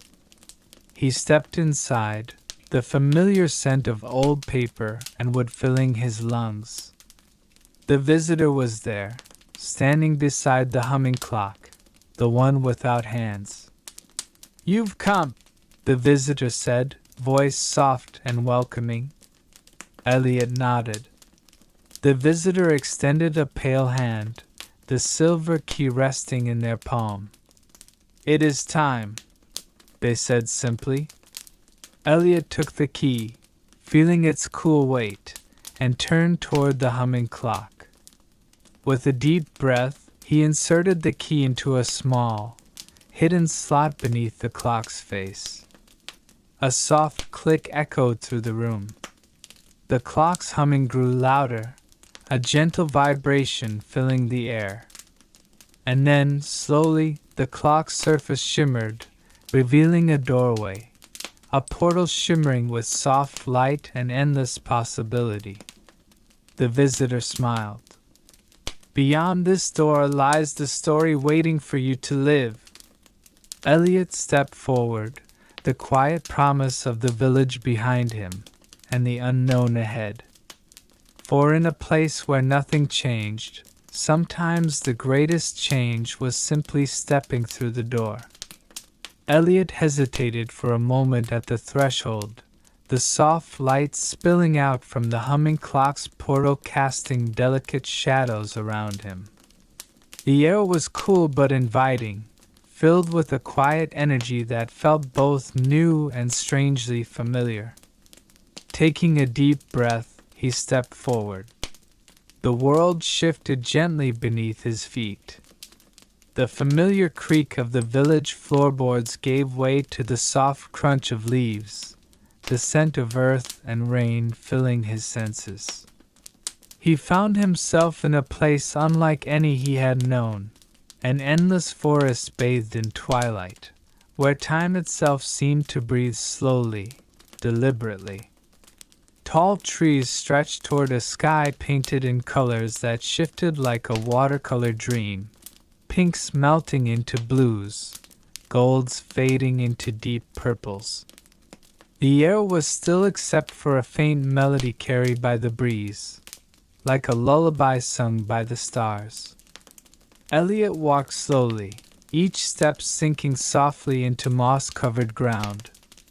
Here, the stories of the village whispered on the wind, intertwining with new tales yet to be told. Ahead, a path appeared, narrow and winding, lined with glowing flowers that pulsed gently with light. It was a path that invited him forward, not with urgency, but with patient encouragement. As he followed it, memories of the clocks, the visitor, and the key floated through his mind like quiet reflections on a still pond. He understood now, this place beyond the door was not just a new story, but the unfolding of all stories, woven together in the infinite dance of time and possibility. The path led to a small clearing, where a single tree stood apart from the rest. Its branches bore lanterns that shimmered softly, each one holding a flicker of light like a captured moment, a smile, a tear, a whispered word. Elliot reached out, touching one lantern. The light inside shimmered and grew, revealing a memory.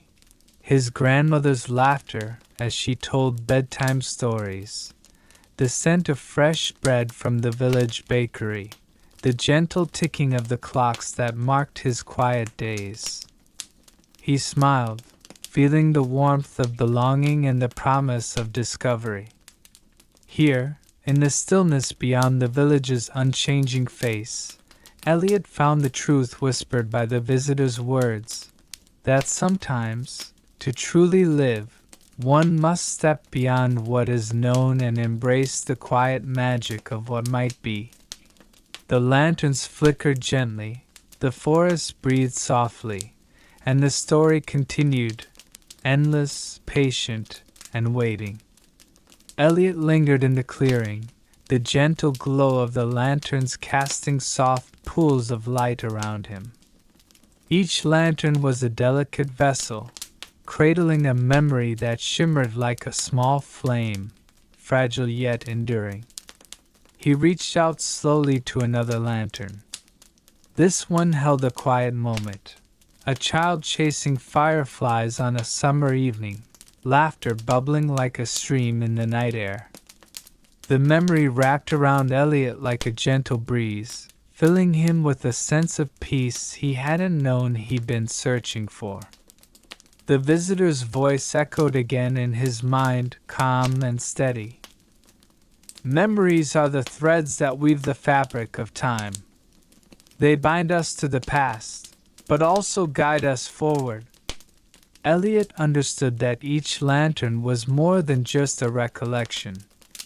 It was a choice, to remember, to cherish, and to carry the light of those moments into the unfolding story of his life. He wandered through the forest, touching lantern after lantern. Each one brought a different feeling: joy, sorrow, hope, and quiet gratitude. Time here moved differently. It was measured not by clocks or calendars, but by the heartbeat of these moments, each one glowing softly in the dark. As he paused beneath the tree, Elliot felt a warmth spreading through him, a growing certainty that though the village remained unchanged, its spirit, alive in memory and story, was ever growing, ever changing. The visitor's words returned once more.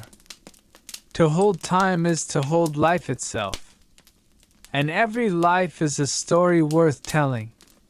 Elliot closed his eyes, breathing in the tranquility around him. He was ready now, not just to walk through doors, but to live the stories waiting beyond them, carrying with him the gentle light of memory, hope, and time itself. The forest whispered softly, the lanterns flickered, and the story, endless, patient, and serene, unfolded like a quiet dream. Elliot stepped away from the glowing tree, the soft light of the lanterns fading gently behind him. The forest around him seemed alive with whispers, soft echoes that felt like voices from a distant future, speaking through the rustle of leaves and the gentle sway of branches. He walked slowly along the winding path, each step measured and calm. The colors of the sky above shifted slowly, a moving canvas of twilight hues that deepened as night approached. As he moved deeper into the forest, the air grew cooler, but never cold. It was a comforting chill, like the calm before dawn. Ahead, Elliot noticed a faint shimmer, like heat rising on a summer's day, but cooler and more inviting. Approaching, he found a small pool of water, perfectly still and mirror-like, reflecting the shimmering sky and the glowing lanterns hanging from unseen branches above. Kneeling beside it, Elliot gazed into the pool. The surface began to ripple gently, and images appeared, visions of paths not taken, moments yet to come, choices waiting patiently in the wings of time. The visitor's voice returned, calm and steady. Tomorrow is not fixed. It is a canvas painted with the brushstrokes of choice and chance. To see it is not to control it, but to understand its endless possibility. Elliot watched as the scenes shifted, small joys and quiet sorrows, beginnings and endings, laughter and tears. He realized then that the village's unchanging nature was not a cage, but a foundation, a place where the past and future intertwined in an endless dance, where every moment held the seed of what might be. He touched the surface of the pool lightly, feeling the cool water ripple beneath his fingertips.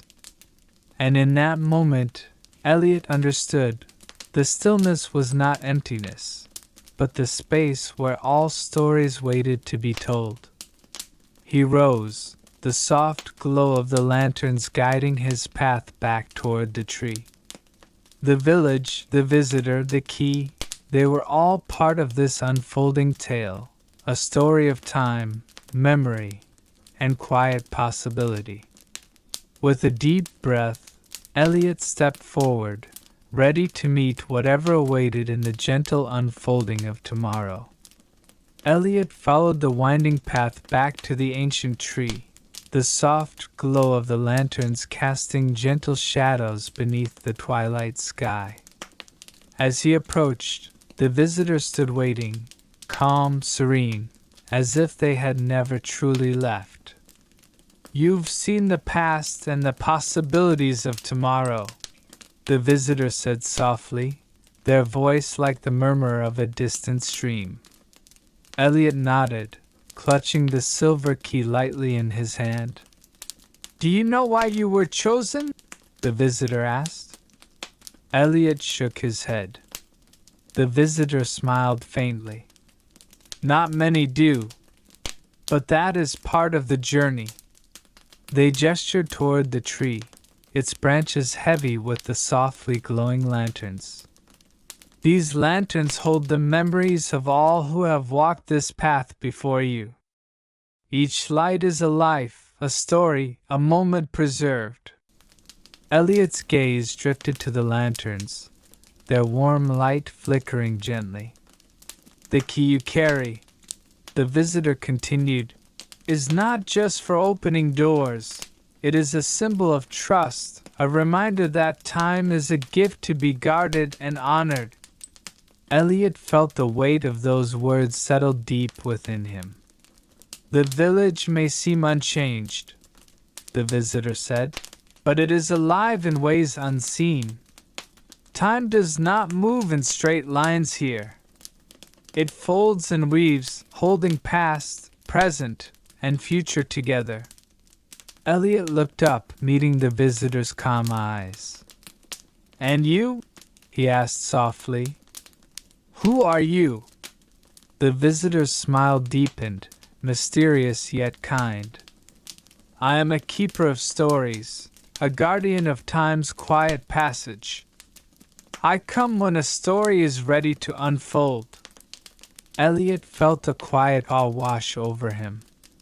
This moment, the calm before the next step, was part of the story itself. The visitor stepped back, the light of the lantern shimmering around them. "Now, Elliot," they said, "it is your turn to carry the light. To remember, to choose, and to walk forward with open eyes and an open heart."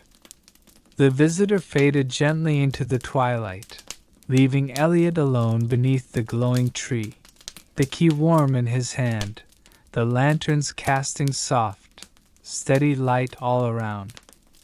And in that stillness, Elliot understood, the village where nothing changed was simply waiting for him to change the meaning of time itself.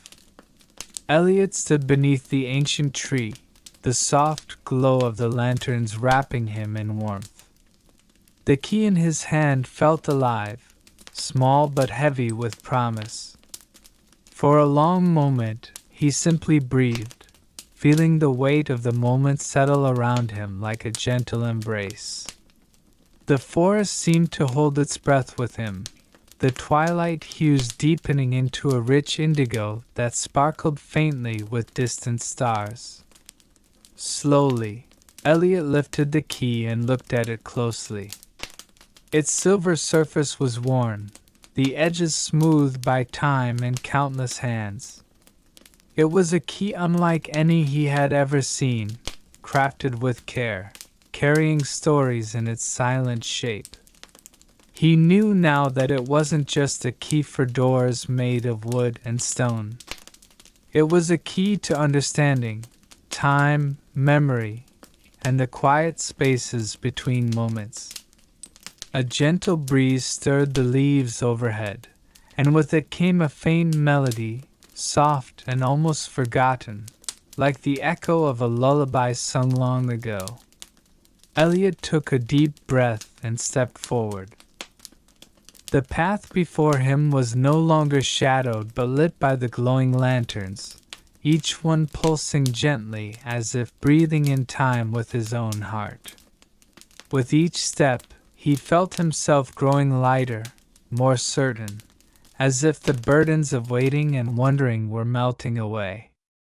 He moved slowly, deliberately, until he reached the edge of the clearing where a door stood, simple, unassuming, made of old oak and iron, just like the ones in his village. But this door shimmered faintly with the same soft light as the lanterns. Elliot raised the silver key and fitted it into the lock. The key turned smoothly, a quiet click echoing in the stillness. With a steady hand, he pushed the door open. Beyond it lay a new world, not one of change and chaos, but of gentle possibility and endless calm. Light spilled out like a quiet promise, and Elliot stepped through, ready to write the next chapter in the story of time itself. Elliot stepped through the door, and the world shifted gently around him. The soft glow of lanterns faded behind, replaced by a vast expanse of twilight sky, stretching endlessly in every direction. Beneath his feet, the ground was soft and warm, like moss kissed by the sun at dawn. The air was filled with a delicate fragrance, a blend of earth and blooming flowers, soothing and familiar. Before him stretched a vast garden, unlike any he had seen. Trees with leaves shimmering silver and gold stood tall and proud, their branches heavy with fruit that glowed faintly in the dusky light. Streams of crystal clear water wound through the garden, their surfaces sparkling like scattered diamonds. The gentle murmur of water mingled with the distant song of birds, each note pure and unhurried. Elliot walked forward slowly, the key still warm in his hand. He felt no fear, only a deep calm and curiosity. As he moved through the garden, memories floated around him like gentle breezes, fragments of moments, laughter, quiet conversations long past. Yet these memories were different here, not heavy or sorrowful, but light and free.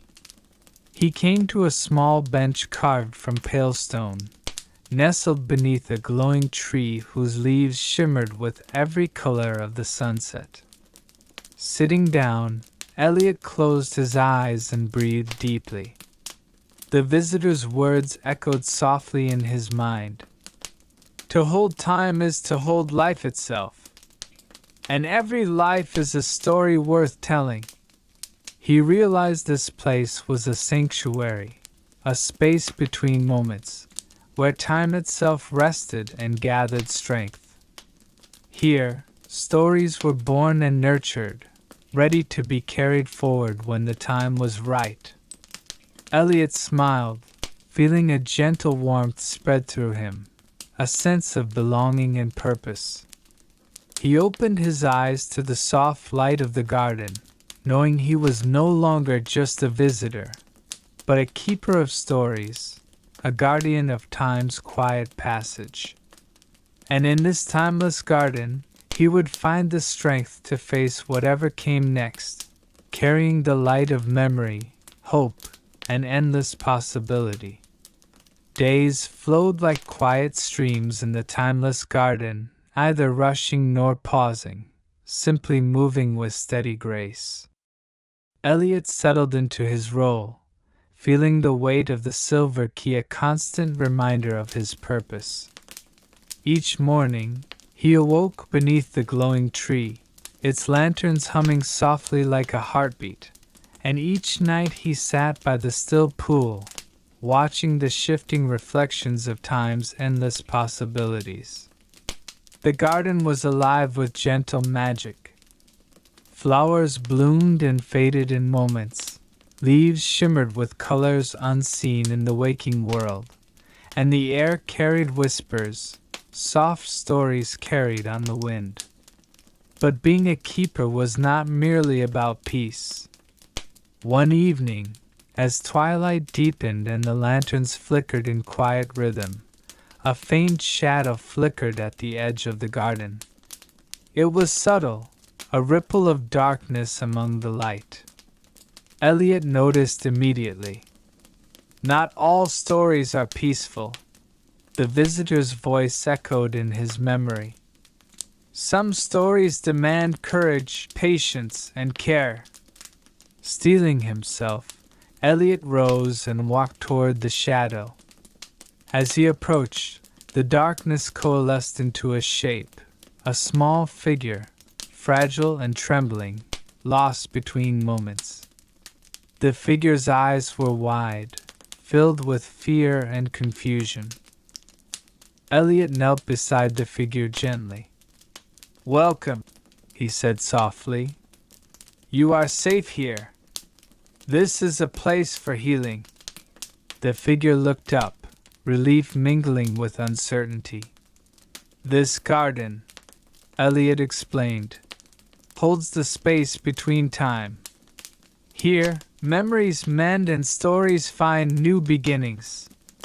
Together, they walked toward the glowing tree, the lanterns casting a warm light over the fragile newcomer. Elliot understood then that his role was not only to guard stories but to guide those lost between moments, to help them find peace and strength. And as the garden breathed around them, Elliot felt a quiet hope that even in the stillness, life's stories would continue, ever unfolding, ever new. The newcomer, a delicate figure wrapped in shadows, sat beneath the glowing tree as Elliot sat beside them. Their hands trembled, tracing patterns in the soft moss. Elliot waited patiently, his calm presence a steady anchor in the vast, shifting garden. "Who are you?" he asked gently. The figure's voice was a faint whisper, barely audible. I don't remember," they said. "I'm caught between moments, lost in a time that feels like a dream slipping away." Elliot nodded slowly, understanding dawning. "This garden holds the space where forgotten stories gather," he explained. "Here, time slows so memories can be remembered and wounds can heal." The figure looked up, eyes searching. "But how do I find my story again?" they asked. Elliot reached into his pocket and pulled out the silver key, its surface gleaming softly in the lantern light. "This key," he said, "opened the door to this place. It is a symbol of trust and hope. Sometimes, the smallest things can unlock the deepest memories." He placed the key gently in their hands. "Close your eyes," Elliot encouraged. "Let the garden's light fill you. Listen to the whispers around you." The newcomer closed their eyes, breathing slowly. Around them, the garden seemed to hum, soft voices rising and falling like waves. Images flickered behind closed eyelids, fleeting glimpses of laughter, a warm embrace, a forgotten song. Tears slid down their cheeks, but with them came clarity. A name, a face, a moment of joy long buried. When the figure opened their eyes again, they smiled softly. "Thank you," they whispered. "I remember now." Elliot smiled back, a quiet pride swelling in his chest. "Every story matters," he said. "And sometimes the hardest part is remembering to begin again." Together, beneath the glowing tree, they sat, two keepers of time, bound by stories old and new, ready to face the endless unfolding path ahead. Days passed gently in the garden, the newcomer now steady beside Elliot, their presence a quiet comfort in the timeless space. Yet Elliot's thoughts often drifted back to the visitor, the figure who came without knocking, who had given him the silver key and the weight of a new purpose. One evening, as the garden glowed softly beneath a sky spun with stars, Elliot rose and walked to the edge of the clearing, where the door still stood, shimmering faintly in the twilight. He placed his hand on the weathered wood and closed his eyes. The visitor's voice echoed faintly in his mind. "You'll know when." But what exactly? When would Elliot know? The garden seemed to answer with silence, deep and full of possibilities. Suddenly, a gentle breeze stirred the leaves overhead, carrying with it a whisper, a voice just beyond hearing. Elliot's heart quickened. He sensed that the visitor's return was near, or perhaps a message, a sign hidden in the quiet spaces between moments. He looked down at the silver key in his palm, its cool surface smooth, its edges worn, but its meaning still unfolding. With renewed resolve, Elliot stepped away from the door and back toward the glowing tree, the newcomer walking silently beside him. Together, they would wait and watch.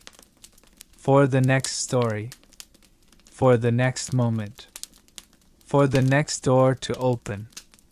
Because in this garden, where nothing changed, everything was quietly becoming. The nights in the garden grew longer and more profound. Each evening, the lantern's soft glow cast delicate patterns on the moss, and the air was filled with the subtle hum of stories waiting to be told. Elliot held the silver key close, feeling a curious warmth emanate from it, almost as if the key itself was alive, whispering secrets meant only for him. One night, as he sat beneath the glowing tree, the key suddenly vibrated gently in his hand. Startled, he opened it and found that the surface shimmered, revealing faint symbols, ancient, fluid, like a language born from time itself. The newcomer watched silently. "What does it say?" they asked, voice barely above a whisper. Elliot traced the symbols with his finger, feeling a connection deepen between the key and the garden around them. "It speaks of passage," he murmured, "of doors not yet opened, and stories not yet remembered." A breeze stirred the branches overhead, carrying a faint melody, a song he felt he had known long ago but had forgotten. Elliot's thoughts turned to the visitor, to the promise that "you'll know when." Was this the moment? The garden seemed to hold its breath, waiting. Elliot closed his eyes, listening, and in the silence, the key whispered back. Elliot's fingers traced the shimmering symbols on the silver key again and again, feeling the gentle pulse beneath his skin. The garden around him seemed to lean in, the glowing leaves rustling softly, as if eager to share their ancient knowledge. The newcomer sat close, their eyes wide with curiosity and wonder. "I think the key is more than just a tool," Elliot said softly. "It's a guide, a message wrapped in metal and time." He held the key up toward the shimmering branches, and a sliver of moonlight caught the symbols, making them glow faintly. Suddenly, the garden's whispers grew louder, not loud enough to disturb the peacefulness, but clear enough to be understood. It was as if the garden itself was speaking in a language older than words, weaving a story that stretched beyond the horizon. Elliot felt a warmth spread from the key into his palm, traveling up his arm, filling him with a quiet strength and resolve. The visitor's words echoed again. You'll know when. But now, Elliot understood. This moment was the knowing. The key was awakening a new chapter, a door not only in the garden but within himself. He looked to the newcomer and smiled gently. Are you ready? He asked. The newcomer nodded, hope shining like dawn in their eyes. Together they rose, stepping toward the ancient door standing quietly among the silver and gold trees, a door that now hummed softly in response to the key's light. Elliot slid the silver key into the lock. The garden held its breath, and the door began to open. The ancient door creaked open slowly, its heavy wood moving with a weight that seemed both physical and temporal. Light spilled from the gap, a pale, shimmering glow that was neither sunlight nor moonlight, but something in between, as if the door led to a space outside of time itself. Elliot felt a strange warmth wash over him, unlike anything he had ever known. The newcomer stood beside him, steady now, no longer trembling with uncertainty. Together they stepped through the threshold. The world beyond was unlike the garden or the village, or any place Elliot had ever seen. It was a vast expanse of shifting colors and gentle light, soft blues melting into warm golds, where the air hummed with the resonance of countless stories. Around them, faint outlines flickered, figures, places, moments, all shimmering like memories half remembered.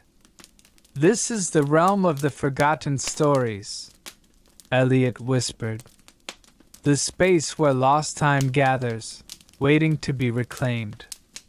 The newcomer's eyes widened with wonder, their breath catching softly.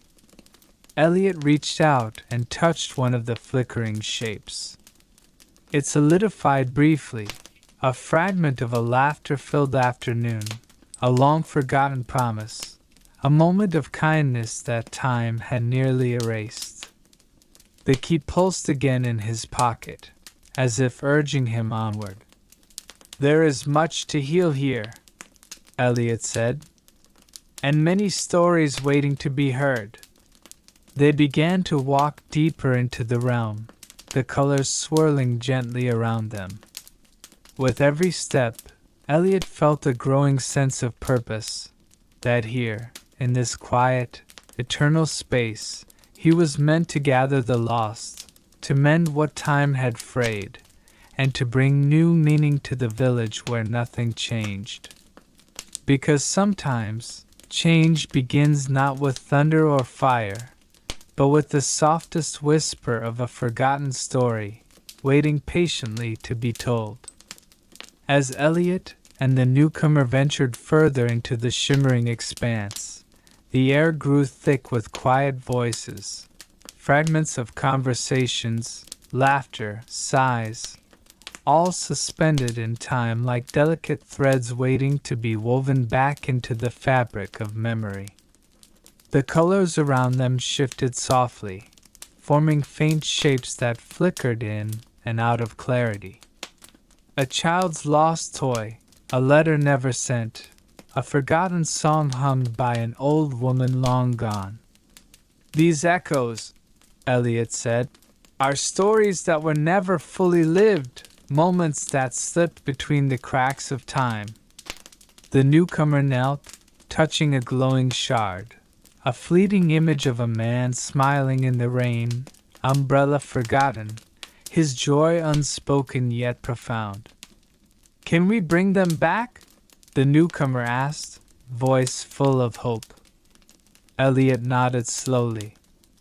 Each story we remember restores a piece of the world. The village depends on these echoes. Without them, time remains frozen and nothing changes. They walked on, guided by the key's soft pulse, which seemed to grow stronger with every story they embraced.